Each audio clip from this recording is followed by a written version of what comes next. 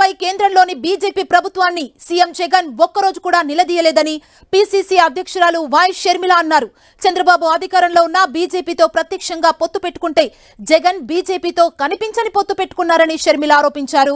పాలకుల వైఖరితో ప్రస్తుతం ఏపీకి ప్రత్యేక హోదా, ప్రత్యేక ప్యాకేజీ ఏమీ లేని దుస్థితి నెలకొందని షర్మిల అన్నారు. అంతకుముందు విశాఖ జిల్లా కాంగ్రెస్ నేతలతో షర్మిల సమావేశమయ్యారు. మాజీ మంత్రి రఘువీరారెడ్డి, కేంద్ర మంత్రి జేడీ శీలం, గిడుగు రుద్రరాజు ఈ సమావేశంలో పాల్గొన్నారు. పలువురు స్థానిక నేతలు షర్మిల సమక్షంలో కాంగ్రెస్ తీర్థం పుచ్చుకున్నారు.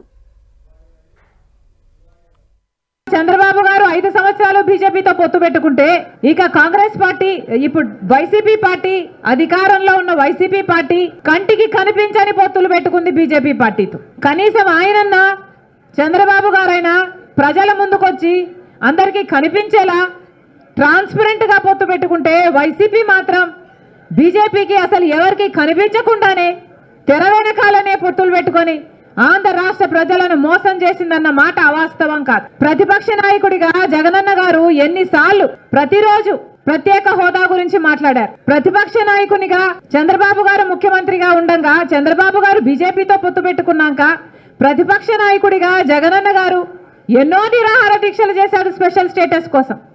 ఆ రోజు జగనన్న గారు అన్న మాట, మూకుమ్మడిగా అందరు ఎంపీలు రాజీనామా చేద్దాం, అప్పుడు బీజేపీ పార్టీ ఎలా స్పెషల్ స్టేటస్ ఇవ్వదో చూద్దాం అన్నారు. ఆ తర్వాత ఎన్నికలు వస్తే స్పెషల్ స్టేటసే నినాదంగా తీసుకొని జగనన్న గారు మొత్తం ఎంపీలను నాకు ఇయ్యండి, నా ఎంపీలను గెలిపించండి, నా ప్రభుత్వాన్ని తీసుకురండి, కేంద్రంలో స్పెషల్ స్టేటస్ ఎలా రాదో చూద్దాము, కేంద్ర మెడలు వంచైనా సరే స్పెషల్ స్టేటస్ తీసుకొస్తామన్న మాట అవాస్తవమా? తీరా అధికారంలోకి వచ్చినాక ఒక్కటంటే ఒక్కటైనా నిజమైన ఉద్యమం చేశాడా జగనన్న గారు? ఒక్కసారంటే ఒక్కసారైనా బీజేపీని నిలదీయడం కాదు కదా, కనీసం మాట వరుసకైనా స్పెషల్ స్టేటస్ ఏదండి అని ఒక్కసారైనా అడిగిన పాపాన పోలేదు. అసలు స్పెషల్ స్టేటస్ మనకు లేదు కదా, ఇప్పుడు స్పెషల్ ప్యాకేజీ కూడా లేదు.